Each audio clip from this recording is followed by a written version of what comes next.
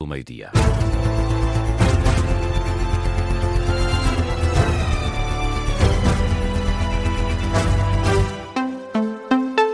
Jornal do Meio-Dia com a edição do Miguel Cordeiro. Miguel, em plena época de incêndios e com vários fogos ativos em todo o país, Luís Montenegro considera que o Ministro da Administração Interna tem feito um trabalho extraordinário na coordenação das forças.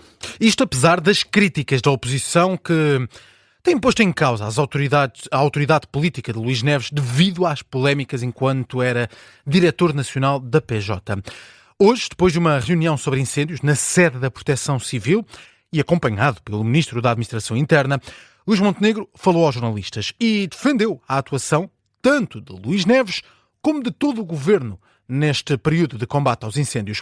Afirma Luís Montenegro que quem não repara no trabalho está desfasado da realidade. O Sr. Ministro da Administração Interna tem feito a esse nível um trabalho absolutamente extraordinário. Nós temos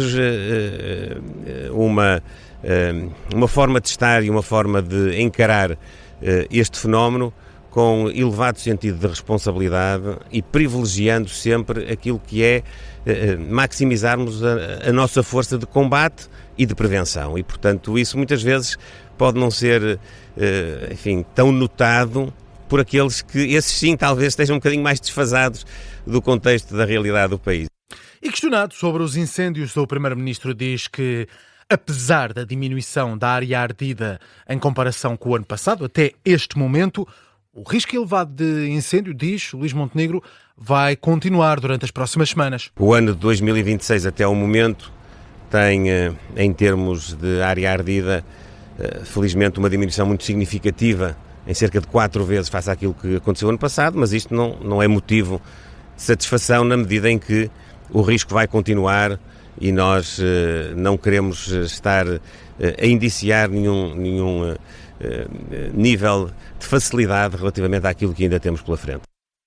Luís Montenegro, em declarações aos jornalistas depois de uma reunião sobre os incêndios na sede da Autoridade Nacional da Proteção Civil, em Oeiras, o Primeiro-Ministro sublinha também que o dispositivo de combate aos fogos é, este ano, o maior de sempre e está completamente preparado para todos os cenários. E Miguel, olhando aqui para o mapa dos incêndios, é possível perceber que na última hora entrou em resolução um dos fogos em Ponte de Lima. Incêndio de Coto, em Refoios do Lima, que tinha já sido dado como controlado ao início da manhã, mas voltou a ganhar força por volta das 8h30.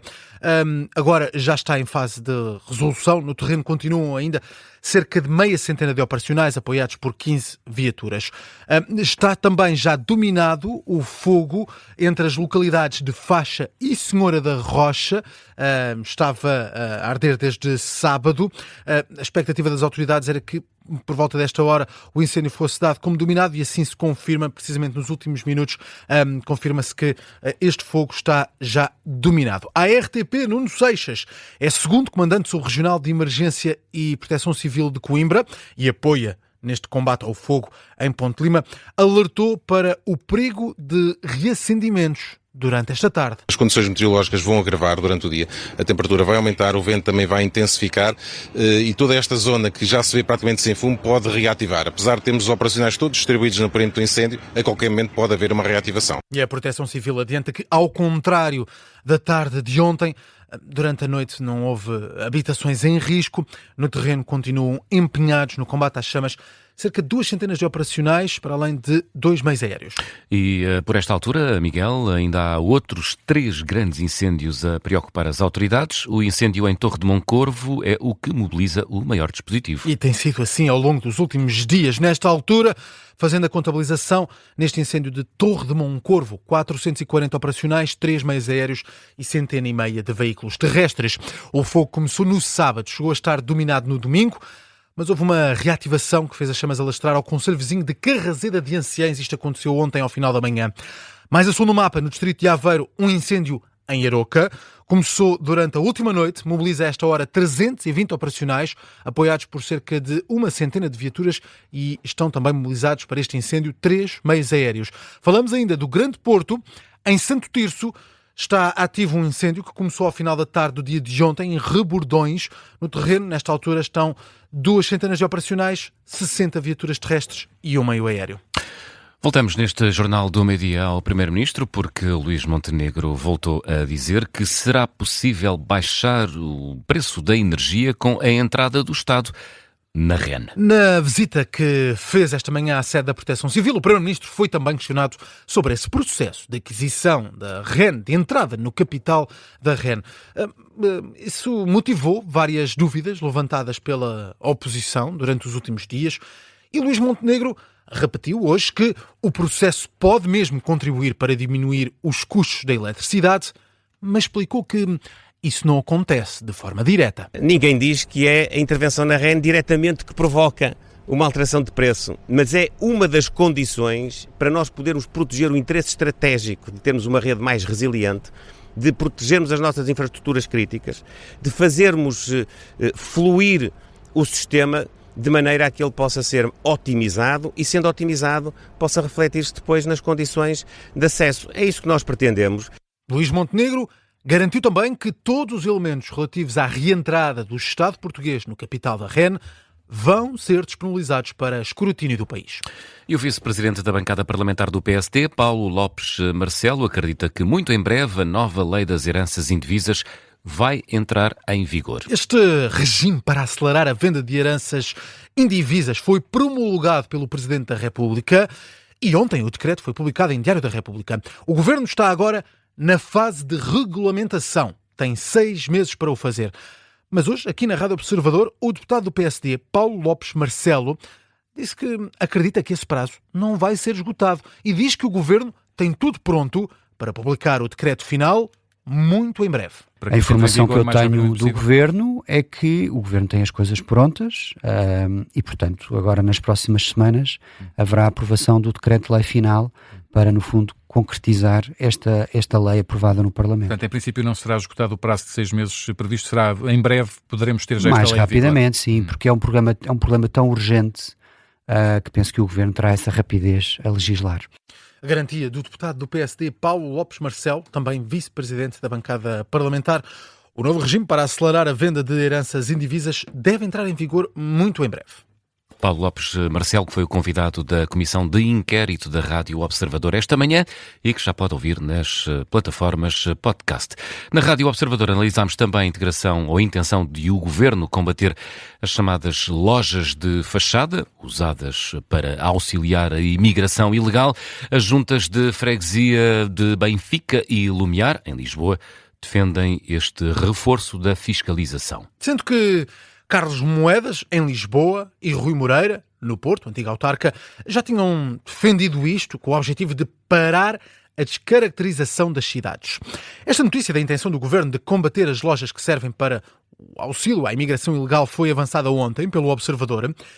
Em reação, esta manhã, aqui no explicador da Rádio Observador, o socialista e presidente da Junta de Freguesia de Benfica, Ricardo Marques, pediu coragem para avançar com estas medidas e para avançar com mais fiscalização. Nós temos zonas que põem em causa a saúde pública, que estão acima daquilo que são os rácios de habitabilidade por fogos habitacionais, ou neste caso por lojas ou carros.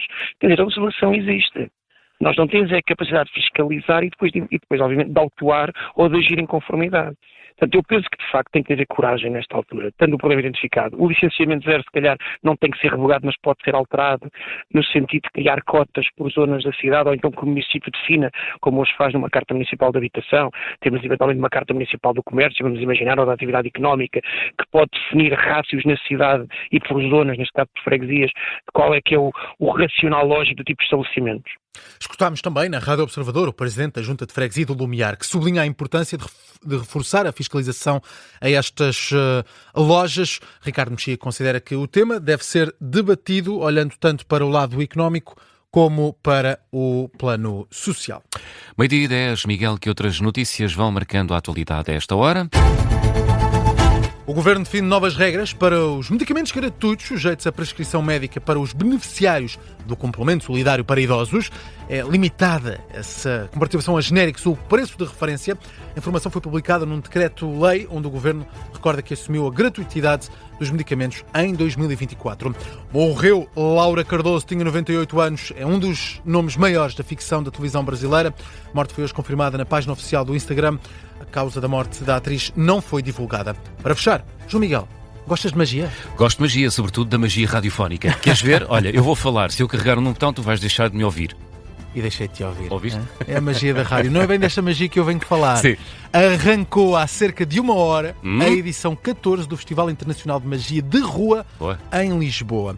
É um festival que foi criado em 2006, está integrado na Lisboa Cultura, nesta programação, e apresenta este ano 175 espetáculos que têm a direção artística de Luís de Matos, que sabemos que também vai fazendo por isto trazer mágicos do mundo inteiro a Portugal. E foi ao final desta manhã que começaram os espetáculos com algumas atuações na Praça do Município. E o que é que vamos poder ver, Miguel? Diz-nos, e quantos dias e em que ruas de Lisboa se vai poder ver magia? Ver ou não ver? Ver ou não ver, não é? Muitas vezes o ilusionismo não nos deixa ver tudo. Os espetáculos são de livre acesso, contam com 15 artistas oriundos de 10 países, trazem diferentes linguagens, diferentes estilos, abordagens de magia contemporânea. Os espetáculos acontecem até ao próximo dia 23, domingo, portanto, até dia 23 de agosto.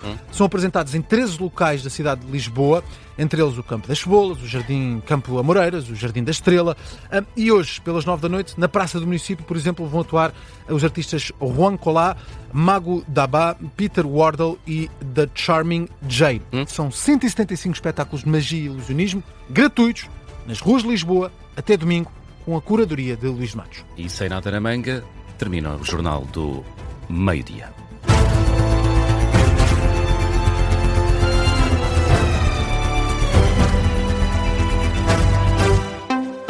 Este programa tem o apoio de BetClick.